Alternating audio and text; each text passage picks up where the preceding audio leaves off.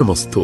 శ్రీ రాజశ్యామలాంబ సహిత దశ మహావిద్య ఆలయం స్వర్ణ దేవాలయం గోల్డెన్ టెంపుల్ నిర్మాణం కొరకు లోకక్షేమార్థం దశ మహావిద్య మహాయాగం 11 లక్షల కొబ్బరికాయలతో లక్ష్మీ గణపతి హోమం మరియు 11 కోట్ల కుంకుమార్చన కనక మహాలక్ష్మి కుంకుమార్చన సత్తుపల్లి శ్రీ లక్ష్మీ గణపతి ఆలయమునందు 108 రోజుల పాటు నిర్వహించబడును.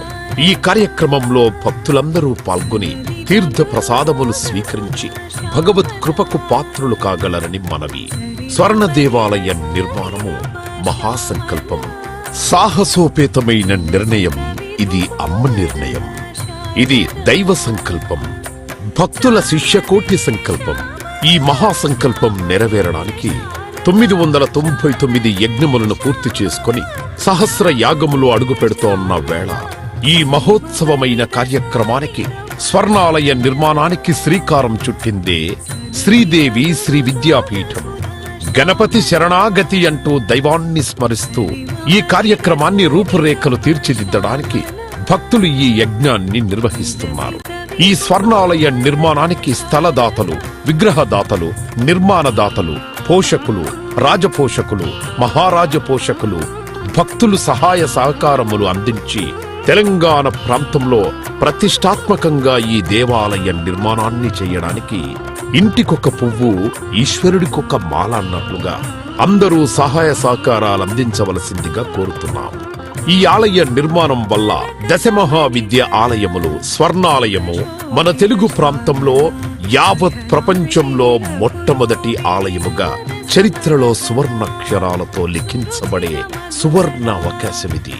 అంతేకాకుండా దశమహావిద్య ఆలయ నిర్మాణం ద్వారా ఎవరెవరికి ఎలాంటి విద్యతో ఏ అవసరం వచ్చినా ఆ విద్యా సంబంధమైన దేవతలను ఏకకాలంలో అర్చించి సేవించి దర్శించి అమ్మ కృపకు పాత్రులవ్వడానికి ఈ ఆలయం ఎంతో మార్గదర్శకంగా ఉంటుంది అనడంలో ఎటువంటి అతిశయోక్తి లేదు.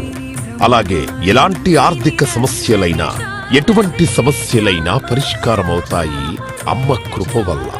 కలిపురుషుడి యొక్క ప్రభావం చేత కలియుగంలో ప్రకృతి వైపరీత్యములు, ప్రకృతిలో అనేక రకాల గ్రహగతుల చేత మానవుడి జీవితం ప్రశాంతం లేకుండా జీవితాన్ని గడుపుతూ దినదిన గండం 100 ఏళ్ల ఆయుష్ అన్నట్లుగా ప్రతిక్షణం మనసు ప్రశాంతత లేకుండా కలి ప్రభావం చేత ఎటువంటి పూజలు, ఎటువంటి యజ్ఞాలు, ఎటువంటి సాధనలు చేసినా కూడా సరైన ఫలితాలు లేక అంధకారంలో కొట్టుమిట్టాడుతున్నట్టుగా అన్ని ఉన్నా ఏదో కోల్పోయినట్లుగా జీవితానికి సుఖం లేకుండా కాలము గడుపుతున్న జీవకోటికి కామకోటి పరమాచార్యుల యొక్క, జగద్గురువుల యొక్క, అస్మద్గురువర్యుల యొక్క ఎన్నో కోట్ల తపశ్శక్తిని ధారాదత్తం చేసి ఈ ఆలయ నిర్మాణం చెయ్యడానికి మహాసంకల్పం చేసినాము.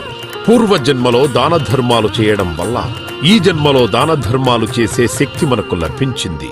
అటువంటి శక్తి కలిగి ఉండి కూడా దాన ధర్మములు చేయకపోతే ఈ జన్మకు చరితార్థం లేదు.